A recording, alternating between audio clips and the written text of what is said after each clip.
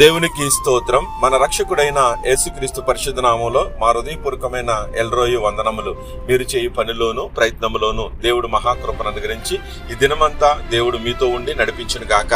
ఈరోజు దేవుని వాగ్దానం ద్వితీయోపదేశకాండము 31వ అధ్యాయం 8వ వాక్యం. నీ ముందు నడిచేవాడు యెహోవా. ప్రియమైన సహోదరి సహోదరుడా, ఈరోజు నువ్వు భయభక్తులు కలిగి గనక జీవిస్తూ ఉంటే, భయభక్తులు గల వారి ముందు దేవుడు ఎప్పటికీ వాళ్ళ పక్కన దేవదూతలు కావలా ఉంచుతానన్నాడు.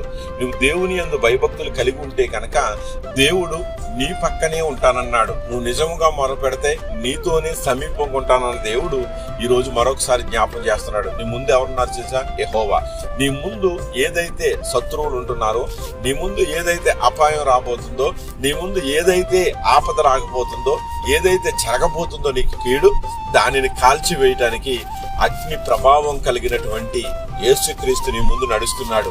నీ ముందు వెళ్ళే ప్రతి దాన్ని కాల్చివేస్తాడు. ఎప్పుడు అంటే కనుక దేవుని యందు భయభక్తులు కలిగి ఆయన త్రోవల యందు నువ్వు నడుస్తూ, ఆయన కట్టడలు ఆయన ఆజ్ఞల్ని జాగ్రత్తగా అనుసరిస్తూ నువ్వు ఉంటే కనుక దేవునికి ఇష్టడుగా నీ ముందు ఆయన ఉంటాడు. తప్పుకోకుండా నిన్ను క్షేమకరంగా ఆయన నడిపిస్తాడు.